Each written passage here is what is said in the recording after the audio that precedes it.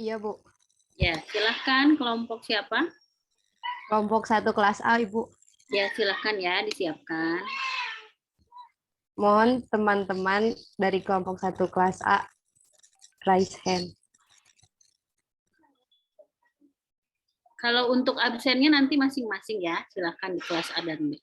Di Google Form, Google Form ya. Oke, silahkan moderatornya untuk kelompok 1 siapa?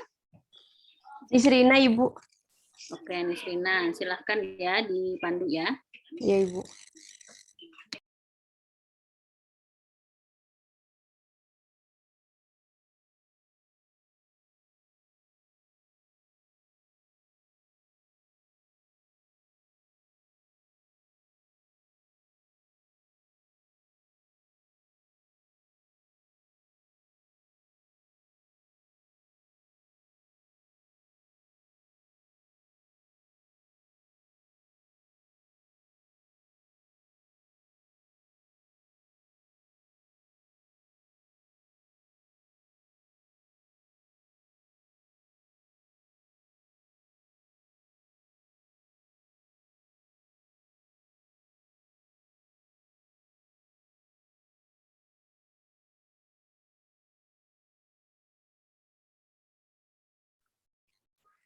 Baik, bismillahirrohmanirrohim.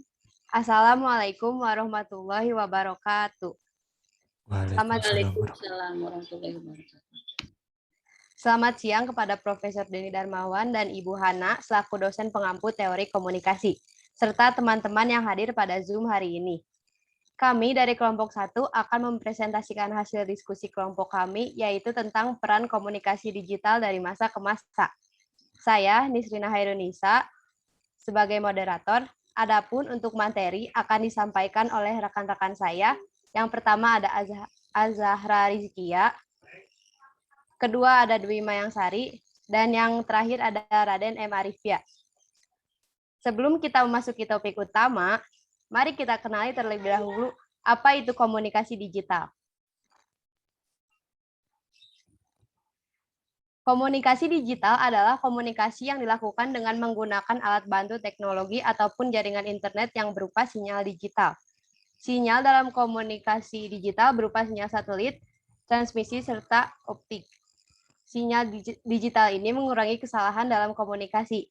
Penggunaan sinyal digital ini digunakan oleh masyarakat pada masa kini. Media komunikasi yang memanfaatkan sinyal digital saat ini adalah penggunaan handphone atau telepon seluler. Baik, kita akan memasuki topik pertama yang akan disampaikan oleh Mayang. Pada Mayang, saya persilahkan. Ya, terima kasih kepada moderator. Sebelumnya, apakah suara saya terdengar dengan jelas? Ya, terdengar dengan jelas. Ya, sebelumnya perkenalkan saya Dwi Mayangsari. Saya akan memandu pematerian terkait perkembangan komunikasi dari masa ke masa. Yang pertama ada alat komunikasi trompet dan gendang merupakan alat komunikasi yang pertama kali ditemukan oleh manusia, yang mana sistemnya itu menggunakan ditiup dan juga dipukul. Lalu setelah itu berkembang menjadi menggunakan merpati pos. Pasti teman-teman udah nggak asing dong dengan merpati pos. Merpati pos itu menggunakan komunikasi melalui merpati, yang mana harus menunggu untuk menerima dan mengirim pesan. Lalu yang ketiga ada kotak surat. Ini kotak surat merupakan lebih canggih daripada merpati pos, namun penggunaannya itu masih menggunakan sistem menunggu gitu antara penerima dan juga pengirim. Kotak surat ini menggunakan tenaga manusia. Lalu yang keempat ada koran, yaitu media informasi cetak pertama kali yang dapat menginformasikan kepada masyarakat tentang isu terhangat pada saat itu gitu. Terus yang kelima ada telepon ketik. Telepon ketik merupakan komunikasi digital secara langsung dua arah antara satu orang dengan orang yang lainnya gitu. Lalu yang kelima ada yang keenam ada radio. Radio merupakan komunikasi digital menggunakan audio. Radio ini merupakan perkembangan terbaru dari koran. Kalau koran tadi kan menggunakan media cetak ya. Nah, kalau radio ini menggunakan audio gitu, yang memanfaatkan sinyal juga. Nah, terus yang ketujuh ada televisi. Televisi merupakan perkembangan yang terbaru juga nih dari si radio. Kalau radio tadi kan pakai audio doang nih. Nah, televisi udah ada audio dan juga visual, sama-sama menayangkan informasi terbaru yang ada gitu. Terus yang terakhir ada smartphone. Smartphone merupakan teknologi terbaru yang canggih yang dapat dibawa kemana-mana, dan juga di dalam smartphone ini terdapat informasi juga, terdapat buat komunikasi juga, dan lebih dari 2 arah. Kita bisa audio dan juga visual gitu di dalam smartphone. Terima kasih. Baik, terima kasih Mayang atas penyampaian informasinya. Nah, topik selanjutnya adalah pola komunikasi. Pola komunikasi menurut Devito tahun 2007 terbagi menjadi 3, yaitu yang pertama ada communication pattern satu arah, yaitu di mana sender, pemberi pesan, menyampaikan pesan kepada receiver, penerima pesan, di mana receiver hanya pasif menerima pesan tanpa terjadi feedback. Yang kedua ada pola komunikasi 2 arah, yaitu sender dan receiver sama-sama aktif menyampaikan pesan. Yang ketiga ada pola komunikasi banyak arah. Bukan hanya sender dan receiver yang aktif menyampaikan pesan, tetapi terjadi komunikasi yang dinamis antar receiver yang satu dengan yang lainnya.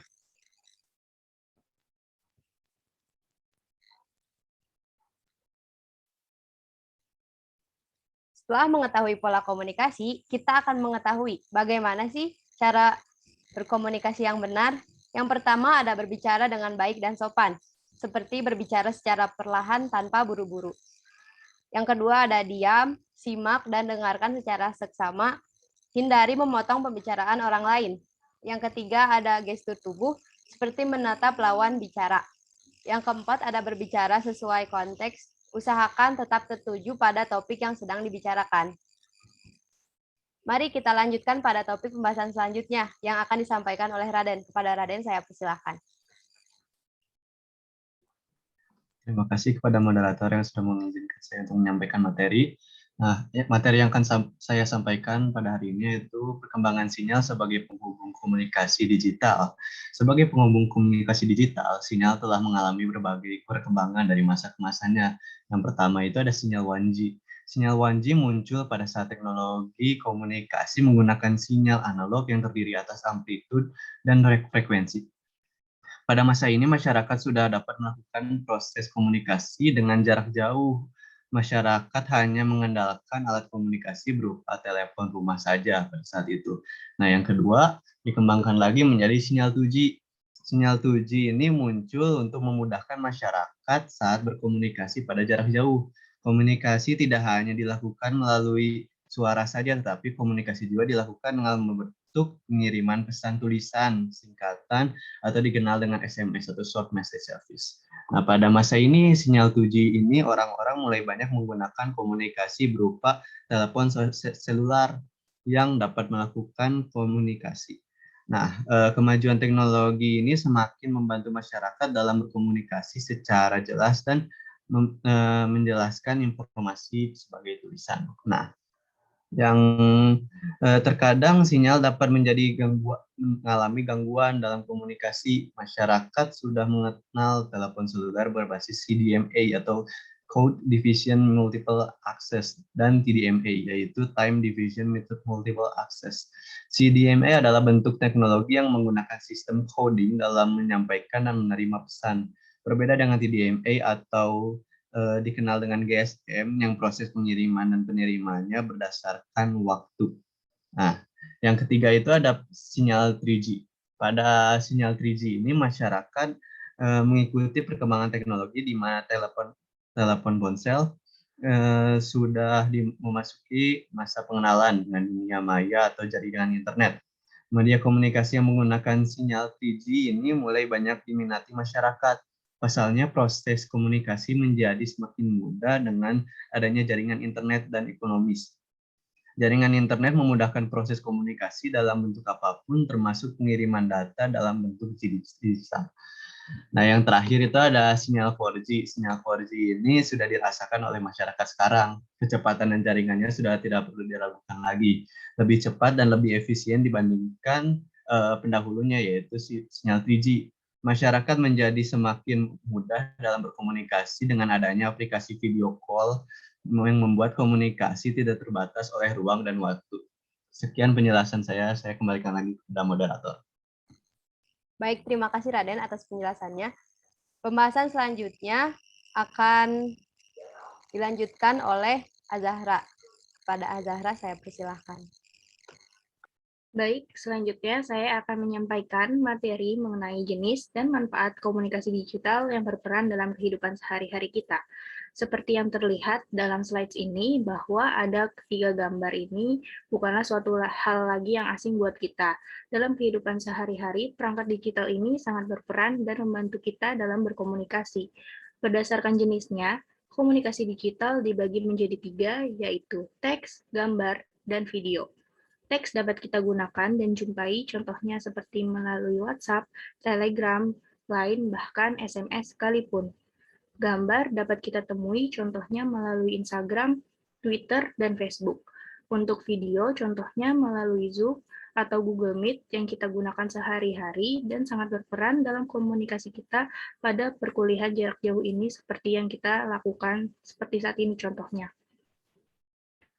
Untuk selanjutnya, manfaat komunikasi digital, di mana saat era digital ini setiap individu menggunakan berbagai fasilitas teknologi untuk memudahkan dan membantu kegiatan sehari-hari dalam berkomunikasi. Peran komunikasi digital sangat penting untuk kita semua, sehingga muncullah manfaatnya antara lain yaitu pertama, mendapatkan berita dan informasi yang dibutuhkan setiap saat, kapanpun, dan dimanapun. Yang kedua, mendapatkan barang dan jasa dalam memenuhi kebutuhan sehari-hari. Yang ketiga, dapat berperan dan melakukan sosialisasi melalui fasilitas digital. Yang keempat, mendapat berbagai sumber belajar dengan cepat dan murah. Yang kelima, mencari dan menemukan hiburan serta pengalaman baru dari media digital sesuai dengan perhatian yang dimilikinya.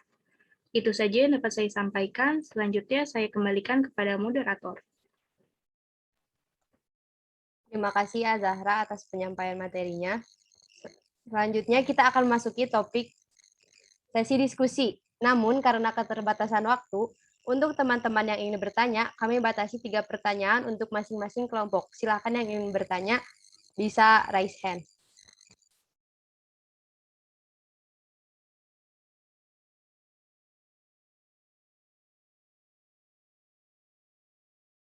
Untuk yang presentasi bisa dipin nggak sama ini sama apa namanya?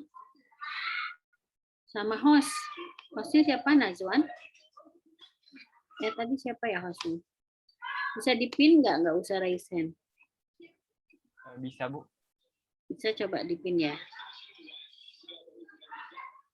Sama nanti Prof. Denny kalau sudah masuk juga dipin ya.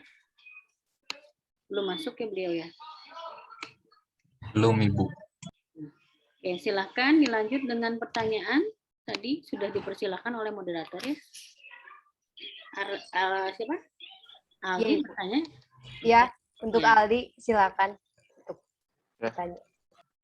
Ingin bertanya, kan tadi disebutin bahwa pola komunikasi itu ada 3 ya. Yang pertama itu pola komunikasi 1 arah, 2 arah, dan banyak arah. Nah, komunikasi itu kan pasti nggak selamanya lancar ya, pasti ada gangguan atau noise-nya. Nah, apa sih contoh gangguan atau noise pada pola komunikasi tersebut? Dan apabila ada, bagaimana cara misalnya kita sebagai komunikator untuk meminimalisir gangguan tersebut? Sekian. Terima kasih. Baik, terima kasih Aldi atas pertanyaannya. Silakan teman-teman yang lain apabila ingin bertanya. Ya, Rifan, silakan. Baik, terima kasih kepada moderator. Apakah suara saya terdengar dengan jelas? Ya, terdengar dengan jelas. Sebelumnya maaf, izin off-cam karena ada kendala jaringan. Bisakah kelompok 1 ini menjelaskan dampak positif dan negatif dari perkembangan komunikasi digital ini? Baik, sekian. Terima kasih dari pertanyaan saya. Baik, terima kasih Rifan. Selanjutnya, pertanyaan terakhir. Apakah ada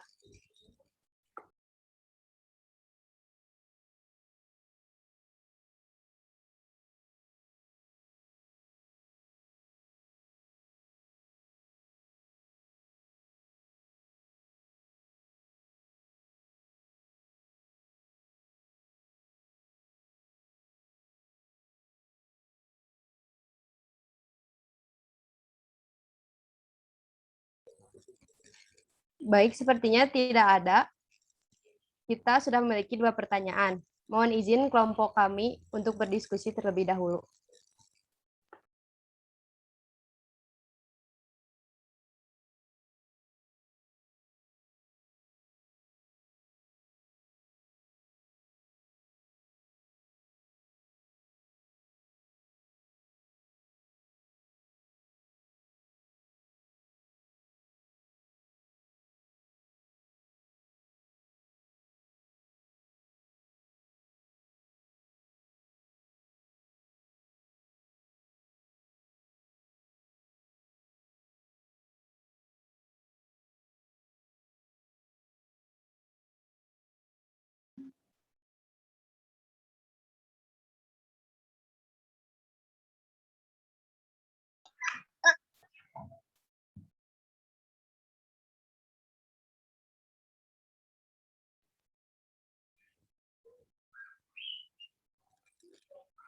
Baik, saya persilakan untuk kelompok 2, karena kelompok 1 sedang membahas pertanyaan yang akan dijawab.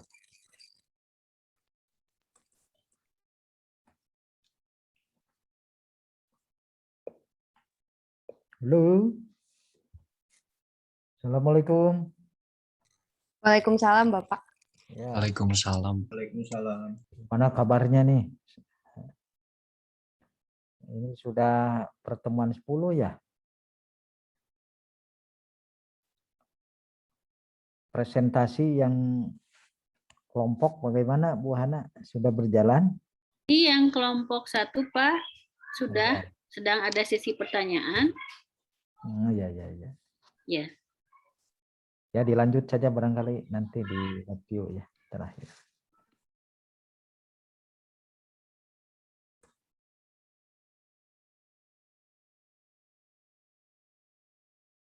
Atau jawabannya nanti mungkin di ini ya, disimpan dulu kelompok 2 presentasi gitu ya. Iya, Ibu, begitu tadi. Ya, tadi.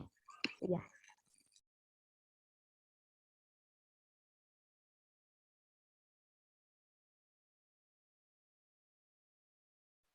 Baik, mungkin kelompok 2 izin share screen.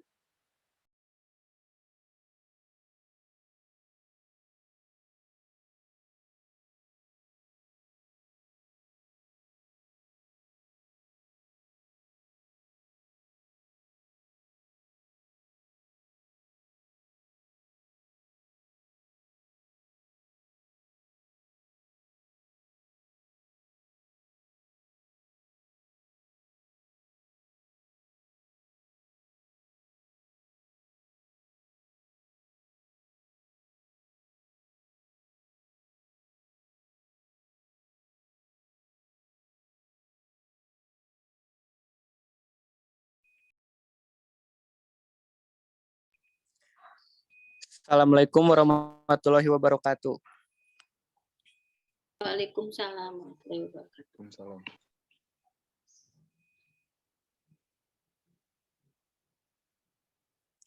Bismillahirrahmanirrahim. Selamat siang dan salam sejahtera kepada rekan-rekan semua. Kepada Bapak dosen Denny Darmawan dan juga Ibu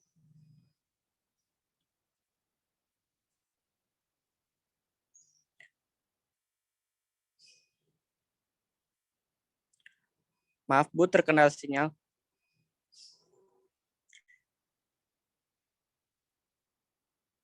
Ya, suaranya hilang. Dan juga Ibu Hana yang saya hormati dan rekan-rekan seperjuangan yang saya banggakan. Kami dari kelompok 2 Teori Komunikasi izin untuk mempresentasikan materi kita, yaitu teori struktur fungsional. Sebelumnya, saya izin memperkenalkan anggota kelompok saya.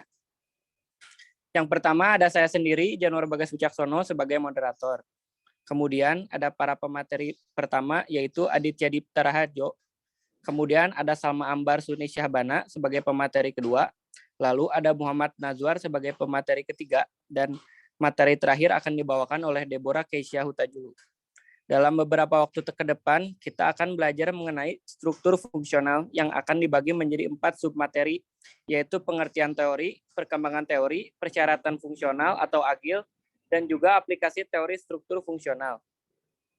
Baik, kita langsung saja kepada pemaparan materinya.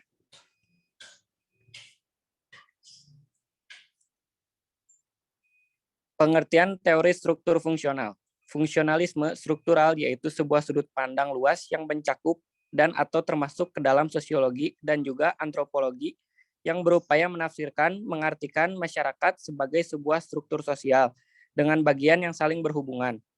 Cirinya adalah gagasan tentang kebutuhan masyarakat. Masyarakat sama dengan organisme biologis karena mempunyai kebutuhan dasar yang harus dipenuhi agar masyarakat dapat melangsungkan hidupnya dan berfungsi dengan baik. Ciri kehidupan struktural sosial muncul untuk memenuhi kebutuhan masyarakat dan merespon permintaan masyarakat sebagai suatu sistem sosial. Teori struktural fungsional juga mengutamakan pandangan harmonisasi dan regulasi yang dapat dikembangkan lebih jauh sebagai berikut. Yang pertama, masyarakat harus dilihat sebagai suatu sistem yang kompleks. Yang kedua, setiap bagian dari masyarakat memiliki fungsi penting dalam eksistensinya dan stabilitas masyarakat secara keseluruhan. Yang ketiga, semua masyarakat mempunyai mekanisme untuk mengintegrasikan diri. Materi selanjutnya akan dibacakan oleh rekan saya, Aditya. Kepada Aditya, saya persilahkan. Ya, baik. Terima kasih kepada moderator atas perhatiannya. Sekarang saya akan memaparkan materi tentang perkembangan teori struktural fungsional.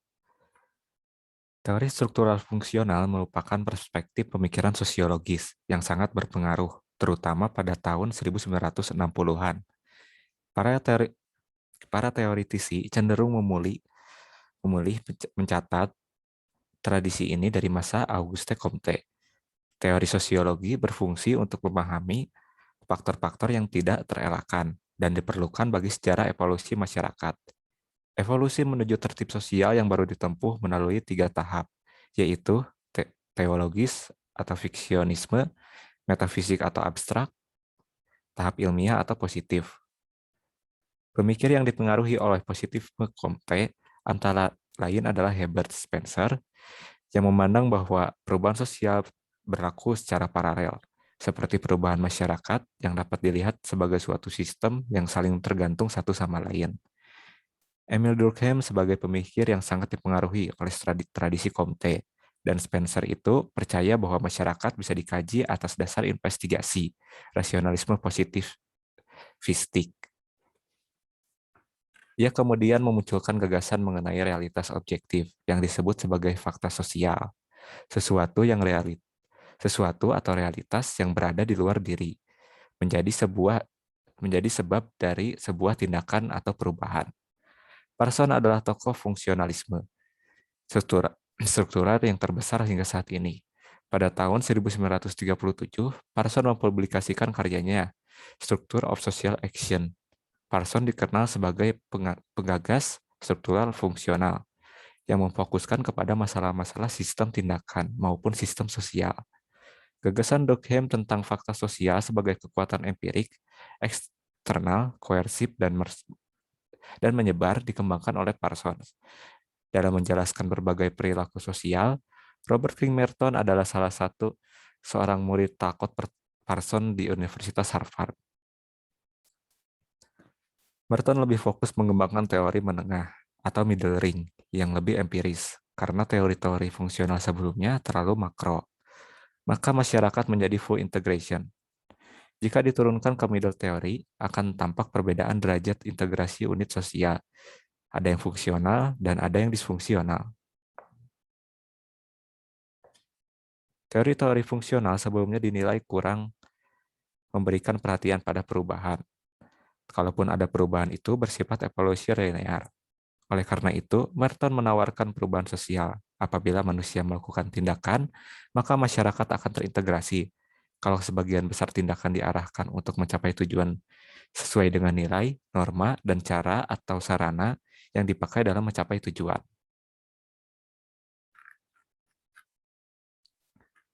Sekian dari saya kembalikan kepada moderator.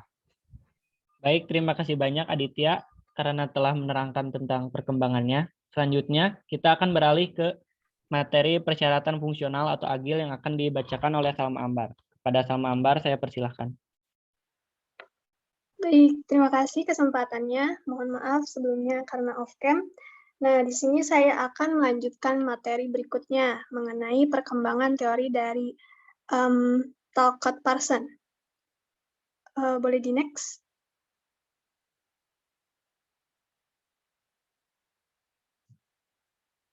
Nah, Parsons ini dikenal sebagai penggagas struktural fungsional yang memfokuskan kepada masalah-masalah sistem tindakan maupun sistem sosial. Ada sebuah analogi sederhana nih, bagaimana kita memahami struktur fungsional.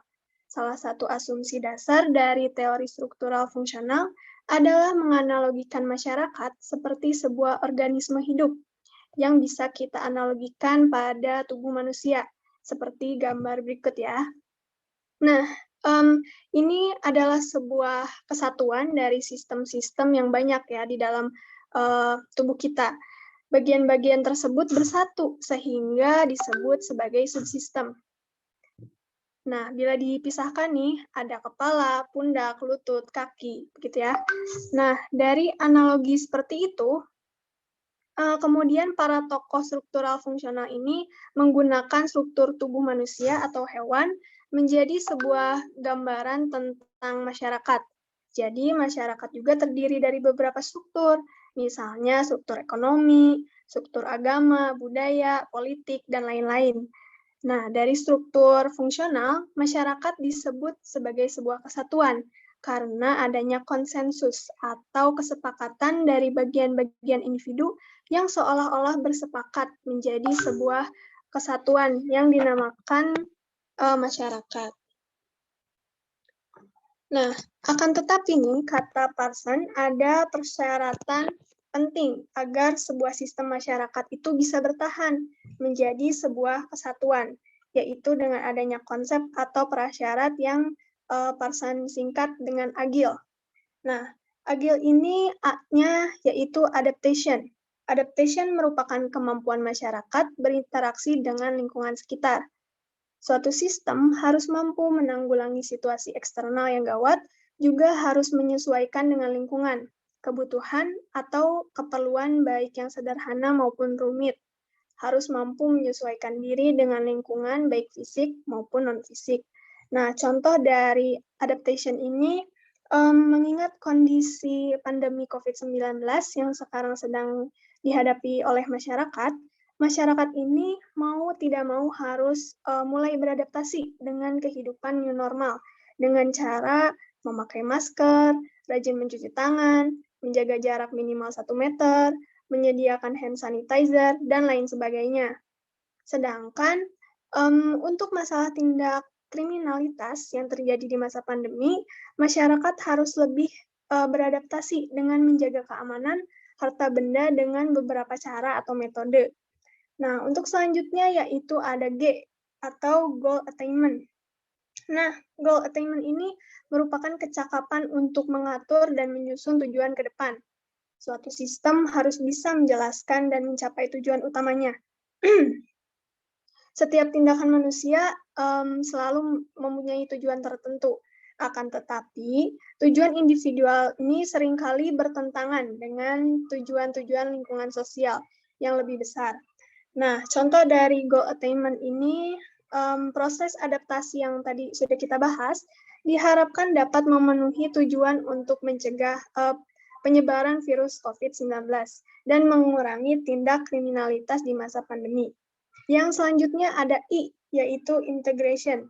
Integration ini merupakan harmonisasi keseluruhan anggota sistem sosial, di mana setiap sistem ini harus mempertahankan koordinasi internal dari bagian-bagian dan membangun komunikasi dengan setiap individu atau harus mempertahankan kesatuannya. Konsep integrasi ini menunjukkan adanya bagian dari solidaritas sosial yang membentuk masing-masing unsur sesuai dengan posisi dan statusnya. Contoh dari integrasi atau integration ini, untuk mencapai tujuan dari proses adaptasi tadi, masyarakat harus mampu bersatu dan berintegrasi untuk menerapkan pola-pola atau sistem baik hidup sehat dengan menerapkan new normal maupun meningkatkan sistem keamanan. Yang terakhir ada L, atau latensi.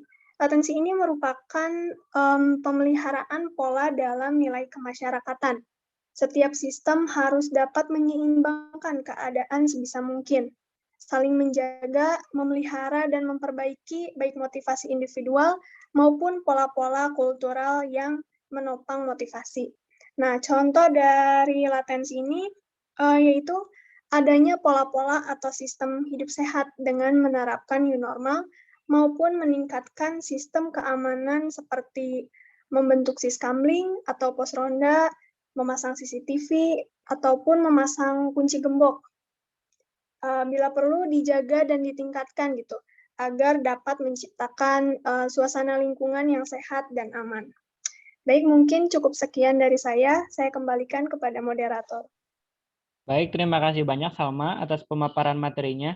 Masih dengan materi yang sama, namun kali ini akan dijelaskan menurut para ahli. Kepada rekan saya, Muhammad Nazwar, kami persilahkan. Baik, terima kasih, moderator. Di sini saya akan menjelaskan teori menurut Robert King Merton. Merton berasumsi bahwa setiap sistem memiliki fungsi dan perannya masing-masing, memusatkan pada kelompok, organisasi, masyarakat, dan kultur. Robert King Merton membagi fungsi menjadi dua, yaitu fungsi nyata dan fungsi tersembunyi. Fungsi nyata atau fungsi manifest merupakan konsekuensi atau akibat-akibat yang orang harapkan dari suatu tindakan sosial atau situasi sosial. Jika dilihat secara seksama terkait dengan kasus dan fenomena pandemi COVID-19, bahwa diketahui pandemi ini berdampak pada lingkungan, di mana polusi udara berkurang drastis karena berkurangnya aktivitas dan berkurangnya jumlah volume kendaraan. Secara tidak langsung, pandemi ini dapat meminimalisir krisis lingkungan karena jutaan penduduk di bumi dipaksa untuk diam di rumah. Karena seperti yang diketahui bahwa krisis lingkungan ini terjadi karena aktivitas manusia sehari-hari yang berdampak pada kerusakan lingkungan. Maka dari itu alam bisa sedikit bernafas lega dari segala kerusakan dan perubahan iklim yang terjadi.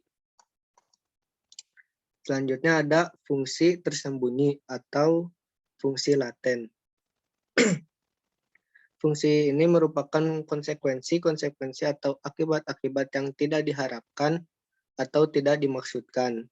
Dari kasus tersebut, fungsi latensi dari pandemi COVID-19 ini adalah mengubah kehidupan manusia. Manusia tidak lagi berpergian, tidak lagi dapat berkumpul, dan ekonomi dunia melambat.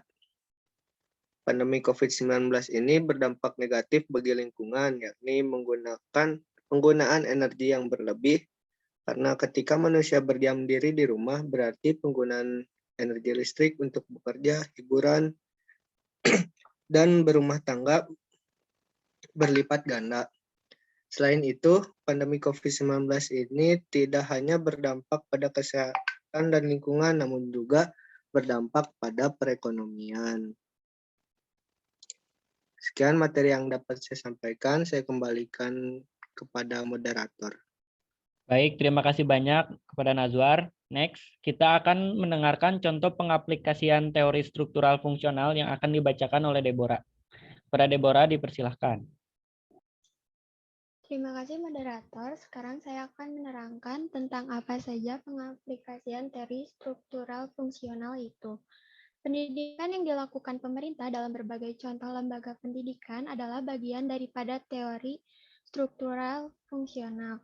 Contoh ini bisa dikemukakan karena masyarakat yang ingin hidup dengan ketenangan terhadap bentuk perubahan sosial harus memiliki pendidikan tinggi. Adanya pemerintah memberikan fasilitas dalam pendidikan, maka masyarakat mengisi serta mendorong suksesi kehidupan dengan masuk dalam lembaga pendidikan tertentu.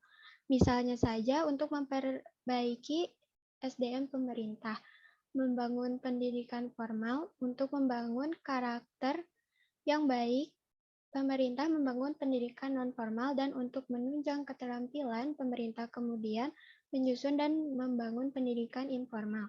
Dalam kehidupan sehari-hari, kita dapat melihat mengenai bagaimana teori struktural bekerja dalam suatu sistem. Misalnya, pemerintah yang mendirikan sekolah dalam rangka mengadakan pendidikan bagi seluruh warganya. Para siswa siap untuk kemudian menduduki pekerjaan dan posisi di pemerintahan. Sementara mereka bekerja, mereka tiba untuk membayar pajak. Uang pajak digunakan untuk membiayai pendidikan dan lainnya. Para pekerja juga menyediakan mata pencaharian keluarga sehingga mereka tetap ada. Pada akhirnya, siswa yang awalnya didanai dan dilatih oleh negara akan membiayai negara untuk terus berkembang maju. Jika dari sudut pandang teori struktural fungsional, sistem bekerja sebagaimana mestinya, yaitu pemerintah membiayai pendidikan, maka siswa belajar untuk bekerja. Lalu, sistem sosial berada dalam keadaan stabil. Sekian yang dapat saya sampaikan, terlebihnya saya kembalikan ke moderator. Baik, terima kasih banyak kepada Deborah. Alhamdulillah, tidak terasa kita sudah berada di penghujung materi. Sebelum kita menutup presentasi kali ini, kami membuka sesi tanya jawab kepada para rekan sekalian. Namun kami hanya akan memberi kesempatan kepada 3 penanya saja. Kepada yang ingin bertanya, dimohon untuk raise hand.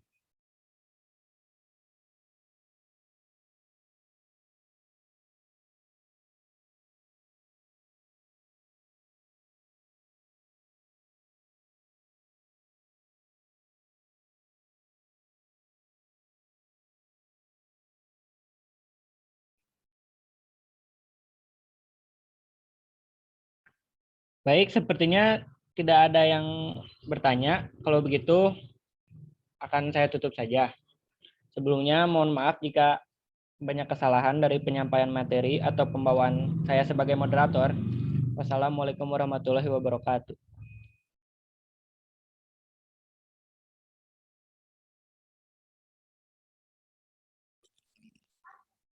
Kepada Ibu Hana, saya persilakan kembali. Ya, yang tadi kelompok pertama ada pertanyaan 2 orang ya? Iya, Ibu. Silakan dijawab dulu ya. Pertanyaan pertama dari Aldi akan dijawab oleh Raden dan Azahra. Pada Raden dan Azahra dipersilakan.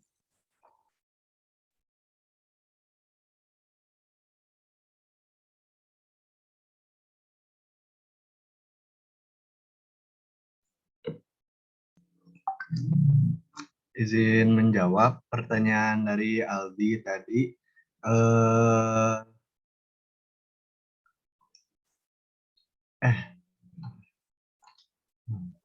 Mohon maaf, terjadi kesalahan. Pertanyaan dari Rifan akan dijawab oleh Azahra dan Raden.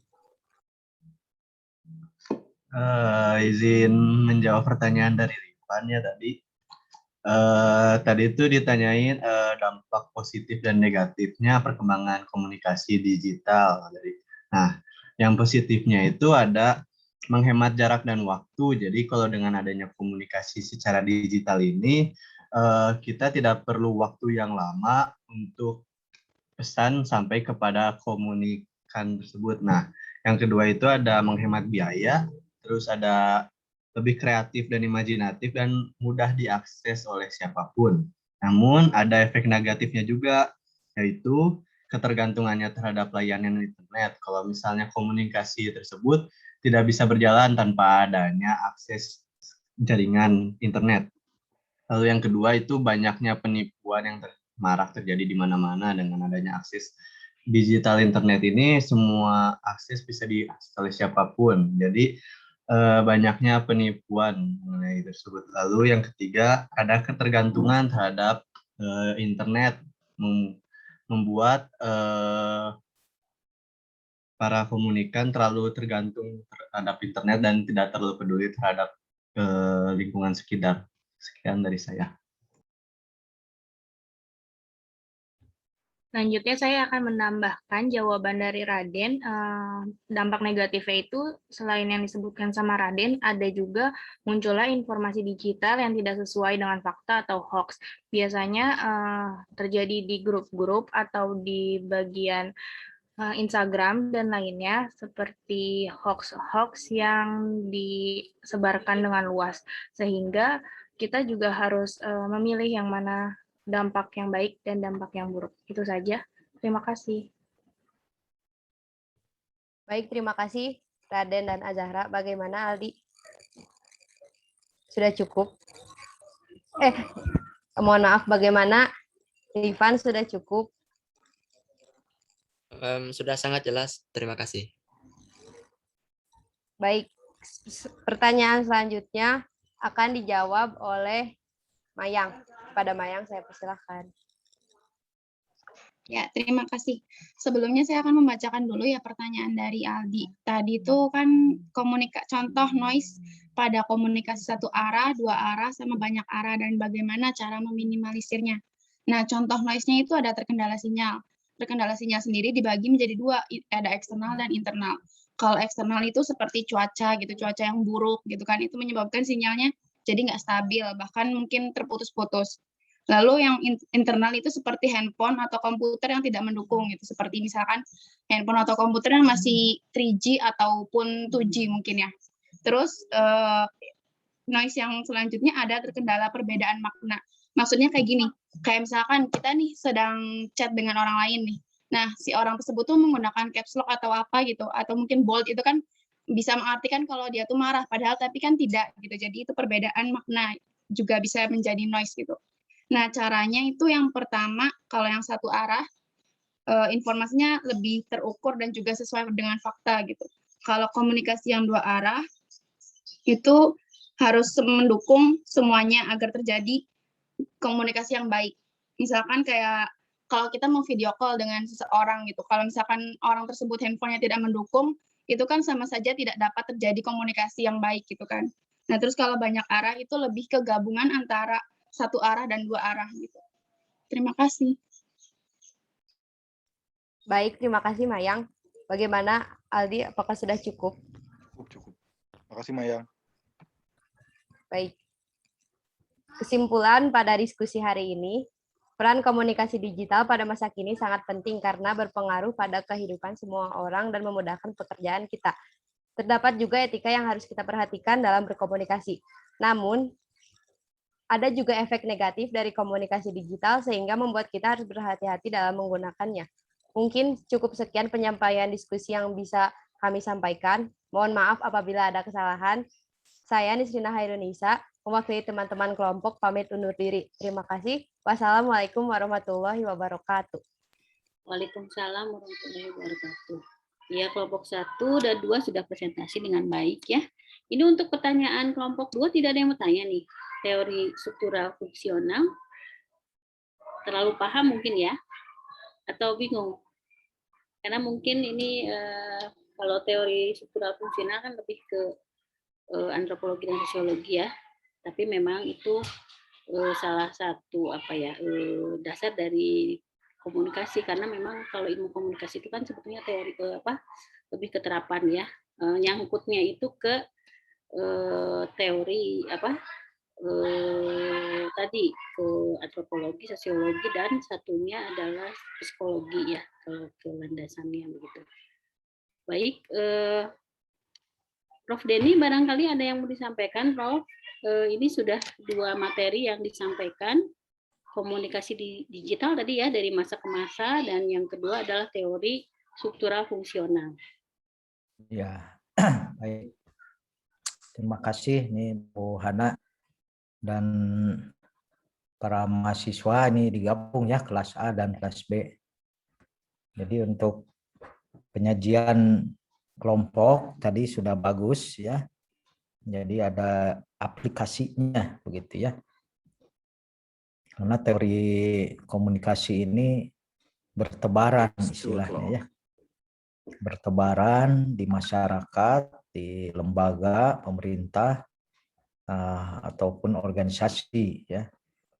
Tadi dikupas tentang ini perkembangan yang aspek digital ya, ada ya tadi kaitannya ya. Nah, kemudian fungsi ya, teori fungsional ya. Nah, jadi kalau kaitan dengan penerapan atau orang yang mengaplikasikan sebagai individu ya Jadi dimanapun, walaupun tadi berbagai lembaga ya yang diwarnai oleh inovasi, oleh tugas dan fungsi, tapi kembali bahwa teori komunikasi ini pada diri individunya ya. Nah, saya ingin sedikit mengupas ya tentang teori yang bernuansakan digital ya, digitalisasi, teknologi informasi ya. Nah, di era abad sekarang ini sangat ditentukan oleh fungsi dari stratum atau dari perkembangan masyarakat itu sendiri ya. Jadi teknologi ini atau digitalisasi komunikasi ini ditentukan oleh perkembangan manusia itu sendiri. Nah, sebagai bekal kita insan pelaku praktisi komunikasi, maka tiada lain harus kembali kepada teori yang coba saya konstruk ya di saat 2002 sampai 2005. Yaitu teori tentang biocommunication ya. Jadi teori ini melandasi semua penerapan teori sebenarnya ya.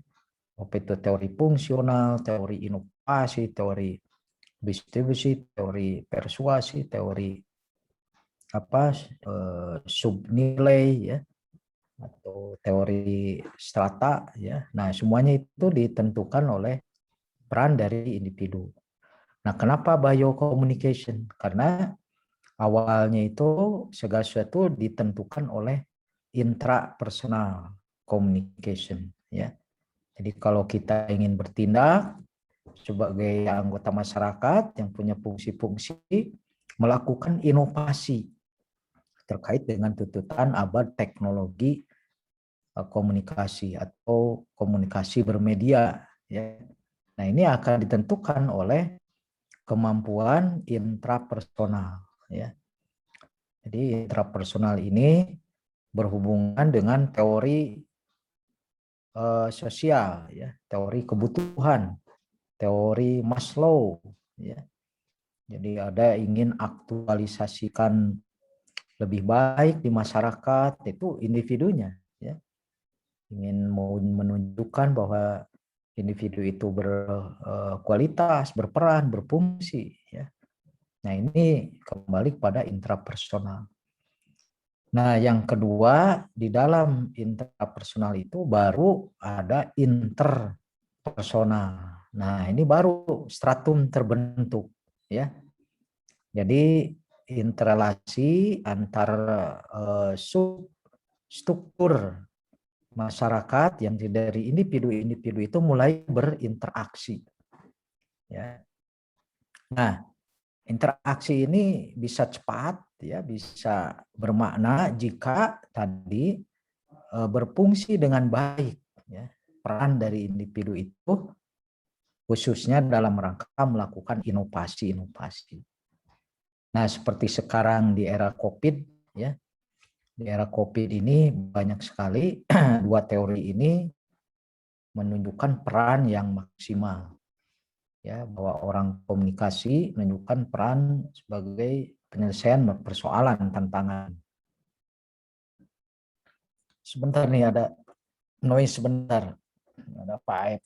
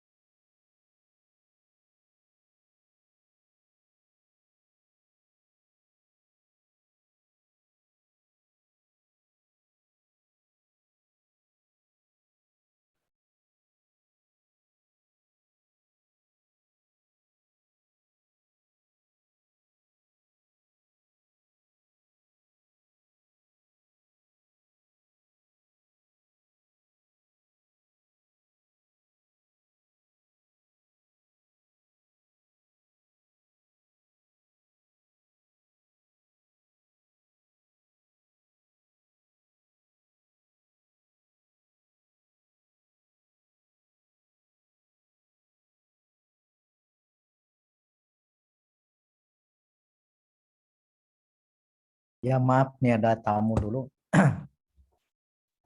Ya kembali kepada fungsi dari biocommunication yang diaplikasikan oleh individu sebagai bagian dari struktur fungsi masyarakat ya, yang mengambil peran melakukan interpersonal. Ya. Jadi apapun teorinya itu akan melakukan interaksi, melakukan sejumlah inovasi-inovasi yang dibutuhkan oleh perkembangan masyarakat itu sendiri. Nah, saya sedikit menambahkan kaitan dua teori ini dengan teori birokrasi. Ya. Jadi ada semacam the bureaucratic communication procedure. Ya. Nah, jadi ketika masyarakat ini memerankan fungsinya di dalam struktur, ya, struktur apapun, status apa di masyarakat, di keluarga, di tempat bekerja, di kantor, di organisasi, di lembaga pemerintahan, itu melekat pada dirinya tugas-tugas prosedural. Ini kaitannya dengan bagaimana birokrasi ini bisa dipercepat, bisa diperlambat, begitu ya, bisa diinovasikan atau bisa konservatif, ya. Nah, namun dewasa ini, teori ini mengalami metamorfosa, ya, berkembang menjadi sebuah revolusi birokrasi istilahnya. Ya, jadi ada kesadaran dari aspek inter bahwa saya ini butuh, teman saya juga butuh. Nah, itu kan maka harus diberi, saling share. Nah, ketika saling memberi, saling share, maka itu membutuhkan sebuah prosedural. Kita kenal dengan birokrasi. Nah, ada teori komunikasi yang mengatur masalah birokrasi ini. Nah, nanti silakan Anda cari itu dari Max Weber, ya. Jadi Max Weber ini tokoh teori ilmu-ilmu sosial, juga termasuk di dalamnya ilmu-ilmu pemerintahan, ya, manajerial dan birokrasi yang berhubungan dengan peran komunikasi, ya. Nah, yang memerankan siapa? Yaitu individu manusia. Ya, jadi begitu, ketika ada struktur, ya, di mana individu itu berada, tentunya memiliki dan harus memerankan fungsi. Jadi arti mana dari teori struktur dan fungsional ini adalah di mana individu berada, maka ia harus memerankan fungsinya, ya, baik itu di individu keluarga, masyarakat, organisasi, lembaga pemerintah, dan sebagainya. Nah, namun dalam implementasinya dia akan menjalankan salah satunya adalah fungsi organisasi itu, yaitu birokrasi, ya.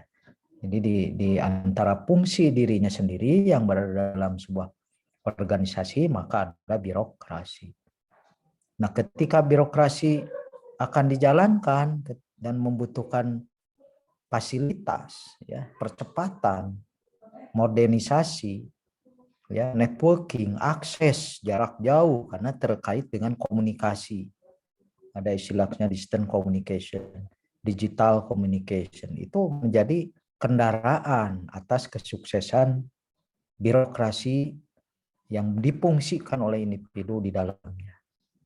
Maka lahirlah digital komunikasi bermedia, ya. Jadi ini sangat memiliki keterkaitan, ya, dari ketiga teori ini yang dipoles oleh Max Weber, ya, yang mengusung masalah teori birokrasi komunikasi, ya. Nah, jadi manfaat Anda belajar teori ini bukan hanya hafalan, ya. Nah, kenapa kami langsung menugaskan saudara langsung mencari aplikasi? Karena ini dibuntel kadut gitu, ya. Mestinya ya teori-teori, yang model-model, ya bentuk, ya strategi.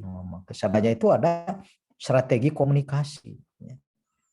Jadi ketika ketiga teori ini sudah berinterelasi sebagai pentahelix, gitu, triple helix istilahnya ya. Nah ini dibantu dioptimalkan oleh teori strategi komunikasi. Jadi strategi communication itu bagaimana diterapkan ya, nanti Ibu Hana yang sedang studi S3 ini nanti banyak di Unpad ini penganut ya positivistik ya.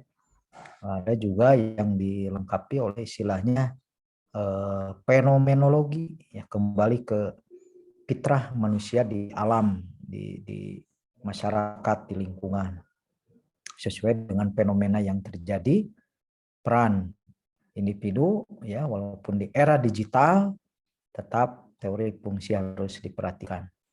Nah, nanti kita akan membahas mungkin yang berhubungan dengan masalah nilai ya. Jadi teori nilai ya, the value theory communication. Jadi nilai-nilai positif apakah ya tentunya keinginan tiga teori ini berinteraksi ya, ada positif ya. Positif perkembangannya, pembangunannya ya, baik individunya maupun masyarakatnya, itu semua sesuai dengan fungsi, sesuai dengan peran, inovasi, dan menjalankan, melaksanakan produk-produk dari teknologi komunikasinya. Jadi kalau kita ingin maju ya minimal menerapkan 3 atau 4 teori dalam keseharian kita ya. Misalnya Anda kuliah ya pakai teori fungsi sebagai mahasiswa ya. Tapi menempatkan diri bagian daripada struktur pembelajaran melalui digital room ini ya, jarak jauh, Zoom meeting, Google Meet, Google Classroom, dan sebagainya ya. Nah, pakai apa dukungannya? Ya digital communication theory. Nah, itu juga sudah penerapan ya, tidak perlu jauh-jauh berandai-andai atau mengabstraksi sebuah penerapan teori komunikasi, tapi ceritakanlah atau jelaskanlah apa yang Anda perankan sehari-hari, itu lebih kena, lebih terasa bahwa teori ini manfaat untuk menyelesaikan persoalan-persoalan manusia. Sama seperti dalam teori-teori pendidikan ya. Tadi ada Maslow, ada John Dewey ya. Itu dua orang ini saling mengisi secara theoretical socials, itu Max Weber ya, apalagi Maslow ya. Tetapi itu harus dipelajari ya, harus direkahan lah, disiasati ya. Nah, salah satu menguasai peran daripada teori Max Weber maupun Maslow itu adalah teori yang disampaikan oleh John Dewey ya. Jadi John Dewey ini berbicara masalah fungsi ya daripada stimulus respon misalnya ya. Kalau ada tugas ya difungsikan dan diresponnya itu harus positif ya, tidak boleh malas ya, tidak boleh diamkan dulu ya, disuruh numpuk kayak ini nggak bagus ya. Jadi mahasiswa kalau ada tugas dari dosen paham teori-teori komunikasi pasti dikerjakan segera ya, sesuai dengan fungsi dan struktur dalam konteks perkuliahan di UPI minimal di mata kuliah ini. Ya, demikian barangkali review dari saya terkait dengan dua presenter dari dua kelompok ya. Ini ke depan Bu Hana berapa kelompok lagi kajian materinya? 8 Pak, 8 kelompok. Ya, jadi nanti share ke Bapak ini materinya. Masih berapa lagi nih? 8 kelompok, jadi satu pertemuan 2 kelompok mungkin yang presentasi. Oh ya, masih ada 2, 4 lagi ya? Ya, 4 pertemuan. Baik, itu saja dari saya. Selamat belajar lebih lanjut ya, dimaknai dan diterapkan dalam kehidupan sehari-hari. Tugas dan makalahnya dikumpulkan ya di Ibu Hana ya. Jangan lupa yang bertanya. Jadi ini bertanya ini dapat poin ya, dapat kredit poin. Jadi jangan sampai setiap pertemuan itu hening ya.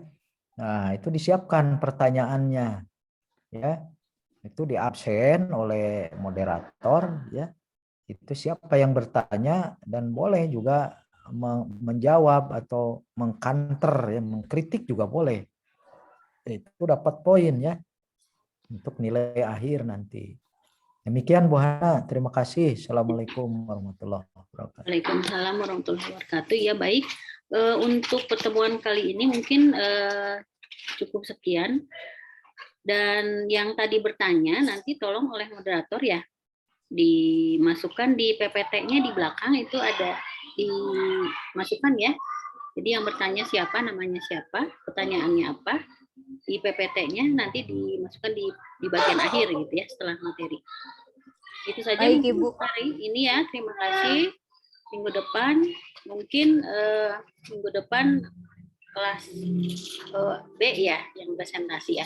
Tapi untuk yang membuatnya tetap dua kelas ini tetap dibuatkan PPT-nya gitu. Ya, gitu aja mungkin untuk hari ini. Terima kasih semuanya. Semoga sehat semuanya ya. Assalamualaikum warahmatullahi wabarakatuh. Waalaikumsalam warahmatullahi wabarakatuh. Terima kasih. Terima kasih, Bu. Terima kasih, Bapak. Terima kasih, Bu. Silakan. Ya. Enggak, yo.